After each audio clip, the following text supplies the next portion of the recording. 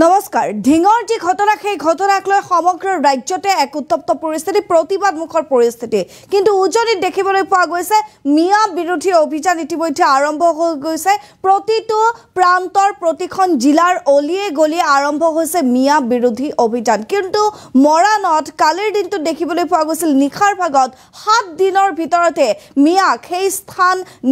সেই স্থান ত্যাগ কৰাৰ এক প্ৰকাৰ নিৰ্দেশ দিয়া দেখিবলৈ পোৱা গৈছে আতাসুৰ তৰফৰ পৰা সবিশেষ জনা উজনিত অব্যাহত মিয়া বিৰোধী অভিযান আমি জনাই আছো উজনিত মিয়া বিৰোধী অভিযান অব্যাহত আছে 7টা দিনৰ ভিতৰত অৰ্থাৎ মাত্ৰ এসপ্তাহৰ ভিতৰতে উজনিৰ পৰা মিয়াক আতৰি যোৱাৰ সকিয়নি প্ৰদান কৰিছে এবাৰ শিৱসাগৰ গোলাঘাটৰ পিছত মৰাণত আতাসুৰ মিয়া বিৰোধী অভিযান মৰাণৰ ভিন্ন স্থানত আতাসুৱে অভিযান চলাইছে পথ নিৰ্মাণত নিয়োজিত মিয়াৰ অস্থায়ী শিবিৰত আতাসুৰ দল উপস্থিত হৈছে যেহেতু পথ নিৰ্মাণ বা এনে ধৰণৰ কাম-কাজত মিয়াক নিয়োজিত কৰা হয় আৰু সেই মিয়াক নিয়োজিত কৰাৰ যি ব্যক্তি আছিল সেই ব্যক্তিক অতি তৎকালে এই মিয়াসকলক কামৰ পৰা উলিয়াই দিয়াৰ আঁতৰাই দিয়াৰ নিৰ্দেশ প্ৰদান কৰিছে আতাসুৰ কেন্দ্ৰীয় সমিতিৰ নেতৃত্বত অভিযান চলিছিল নিখাৰ ভাগত আৰু সেই অভিযানতে দেখিবলৈ পোৱা গৈছে একাংশ লোকক আসলতে আতাসুৰ তৰফৰ পৰা কোৱা হৈছে যে 7 দিনৰ সময়সীমা বান্ধি দিয়া হৈছে সেই 7 দিনৰ ভিতৰতে অতি শীঘ্ৰে ত্যাগ কৰিব লাগিব সেই স্থান আৰু আমি জনাই আছো যিহেতু বৰ্তমান সময়ছোৱাত উজনিত যি এক প্ৰকাৰ মিয়া বিৰোধী অভিযান চলি আছে তিনিচুকীয়া শিৱসাগৰ নাজিৰা গোলাঘাটৰ পিছত এইবাৰ মৰাণত দেখিবলৈ পোৱা গৈছে মিয়া বিৰোধী অভিযান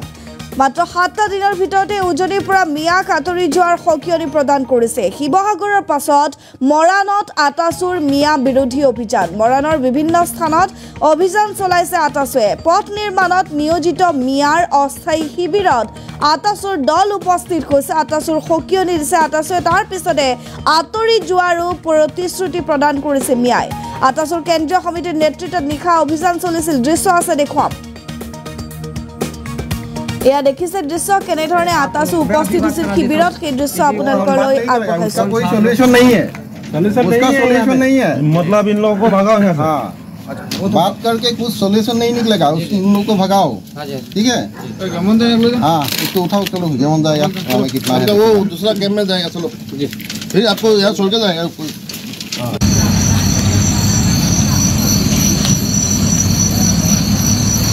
আমি দৃশ্য দেখুৱাই আছো আতাসুৰ কেন্দ্ৰীয় যি অভিযান চলিছিল মিয়া বিৰোধী সেই মিয়া বিৰোধী অভিযানৰ দৃশ্য আমি দেখুৱাই আছো 7টা দিনৰ ভিতৰত আতৰি যোৱাৰ সময়সীমা বান্ধি দিছে আতাসুৱে মিয়াক আৰু পথ নিৰ্মাণৰ কামত নিয়োজিত এইসকল মিয়াক শীঘ্ৰেই সেই কামৰ পৰা আঁতৰোৱাৰো নিৰ্দেশ প্ৰদান কৰিছে দৃশ্য আমি দেখুৱাই আছো এয়া নিখাৰ দৃশ্য মৰাণৰ মন্তব্যও আছে আমাৰ হাতত আগবঢ়াইছো যে ঢিঙৰ যি এটা নাৰকীয় কাণ্ড ইতিমধ্যে হৈ গৈছে আৰু সেই ভিত্তিয়ে আমি সদৌ টাই আহোম ছাত্ৰ সন্থাই উজনি অসমৰ বিভিন্ন প্ৰান্তত যি মিয়াসকল আছে সন্দেহজনক যি মিয়া আছে তেখেতলোকক আমি এসপ্তাহ সময়সীমা বান্ধি দিছিলোঁ আৰু সেই উদ্দেশ্যে আমি মৰাণৰ দাঁতিকাষৰীয়া অঞ্চল তথা ডিব্ৰুগড় জিলাৰ বিভিন্ন প্ৰান্তত আমি ইতিমধ্যে সেই মিয়াসকলক আমি হকিয়াই দিবলৈ আমি বিভিন্ন স্থানলৈ গৈছোঁ আৰু আমি বহু তেনেধৰণৰ অচিনাক্ত সন্দেহজনক আমি নাগৰিক ইতিমধ্যে দেখিবলৈ পাইছোঁ বহু ধৰণৰ স্থানত আজি এতিয়া আমি উপস্থিত আছোঁ খোৱাং গেমনৰ এই এটা প্লাণ্টত আমি উপস্থিত আছোঁ ইয়াত সম্পূৰ্ণ মিয়া ইয়াত সন্দেহজনক মিয়া ইয়াত আছে বহু 25-30জনমান আছে আৰু এনেধৰণৰ বহু ধৰণৰ প্লাণ্ট আছে য'ত নেকি মিয়া সন্দেহজনক মিয়া আছে তাত তেখেতলোকে ইতিমধ্যে কৰ্ম নিয়োগ হৈ আছে আৰু ইতিমধ্যে আমি তেখেতলোকৰ লগত যেতিয়া আমি কথোপকথন কৰিছোঁ তেখেতলোকে কিন্তু কোনো ধৰণৰ অসমীয়াত তেখেতলোকে কথা পাতিব পৰা নাই গতিকে এনেধৰণৰ সন্দেহজনক নাগৰিকৰ কাৰণে আমাৰ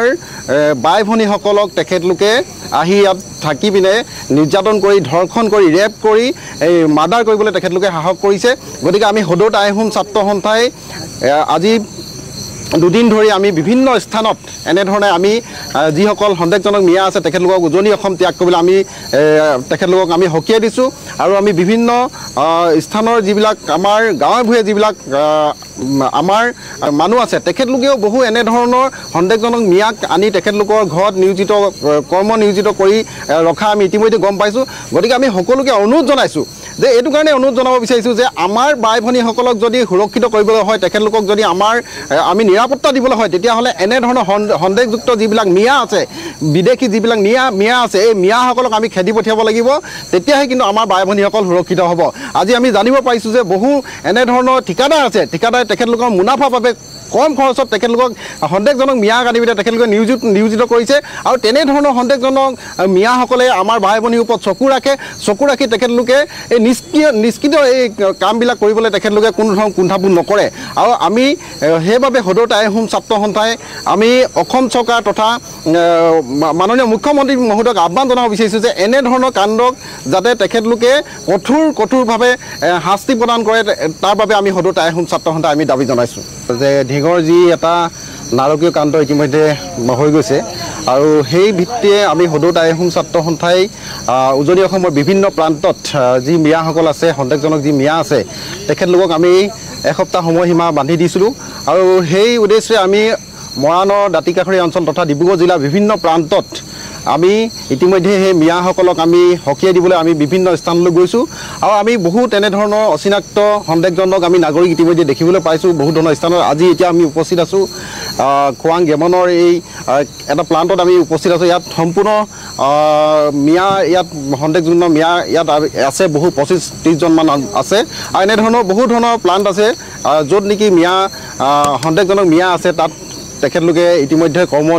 নিয়োগ হৈ আছে আৰু ইতিমধ্যে আমি তেখেতলোকৰ লগত যেতিয়া আমি কথোপকথন কৰিছোঁ তেখেতলোকে কিন্তু কোনো ধৰণৰ অসমীয়াত তেখেতলোকে কথা পাতিব পৰা নাই। গতিকে এনেধৰণৰ সন্দেহজনক নাগৰিকৰ কাৰণে আমাৰ বাই ভনীসকলক তেখেতলোকে আহি ইয়াত থাকি পিনে নিৰ্যাতন কৰি ধৰ্ষণ কৰি ৰেপ কৰি এই মাৰ্ডাৰ কৰিবলৈ তেখেতলোকে সাহস কৰিছে। গতিকে আমি সদৌ টাই আহোম ছাত্ৰ সন্থাই আজি দুদিন ধৰি আমি বিভিন্ন স্থানত এনেধৰণে আমি যিসকল সন্দেহজনক মিয়া আছে তেখেতলোকক উজনি অসম ত্যাগ কৰিবলৈ আমি তেখেতলোকক আমি সকীয়াই দিছোঁ আৰু আমি বিভিন্ন স্থানৰ যিবিলাক আমাৰ গাঁৱে ভূঞে যিবিলাক আমাৰ মানুহ আছে তেখেতলোকেও বহু এনেধৰণৰ সন্দেহজনক মিয়াক আনি তেখেতলোকৰ ঘৰত কৰ্ম নিয়োজিত কৰি ৰখা আমি ইতিমধ্যে গম পাইছোঁ। গতিকে আমি সকলোকে অনুৰোধ জনাইছোঁ যে এইটো কাৰণে অনুৰোধ জনাব বিচাৰিছোঁ যে আমাৰ বাই ভনীসকলক যদি সুৰক্ষিত কৰিবলৈ হয় তেখেতলোকক যদি আমি নিৰাপত্তা দিবলৈ হয় তেতিয়াহ'লে এনেধৰণৰ সন্দেহযুক্ত যিবিলাক মিয়া আছে বিদেশী যিবিলাক মিয়া আছে এই মিয়াসকলক আমি খেদি পঠিয়াব লাগিব। তেতিয়াহে কিন্তু আমাৰ বাই ভনীসকল সুৰক্ষিত হ'ব। আজি আমি জানিব পাৰিছোঁ যে বহু এনেধৰণৰ ঠিকাদাৰ আছে, ঠিকাদাৰে তেখেতলোকৰ মুনাফাৰ বাবে কম খৰচত তেখেতলোকক সন্দেহজনক মিয়াক আনি পিনে তেখেতলোকে নিয়োজিত কৰিছে আৰু তেনেধৰণৰ সন্দেহজনক মিয়াসকলে আমাৰ ভাই ভনীৰ ওপৰত চকু ৰাখি তেখেতলোকে এই নিষ্ক্ৰিয় এই কামবিলাক কৰিবলৈ তেখেতলোকে কোনো ধৰণৰ কুণ্ঠাবোধ নকৰে। আৰু আমি সেইবাবে সদৌ টাই আহোম ছাত্ৰ সন্থাই আমি অসম চৰকাৰ তথা মাননীয় মুখ্যমন্ত্ৰী মহোদয়ক আহ্বান জনাব বিচাৰিছোঁ যে এনেধৰণৰ কাণ্ডক যাতে তেখেতলোকে কঠোৰভাৱে শাস্তি প্ৰদান কৰে তাৰ বাবে আমি সদৌ টাই আহোম ছাত্ৰ সন্থাই আমি দাবী জনাইছোঁ যে ঢিঙৰ যি এটা নাৰকীয় কাণ্ড ইতিমধ্যে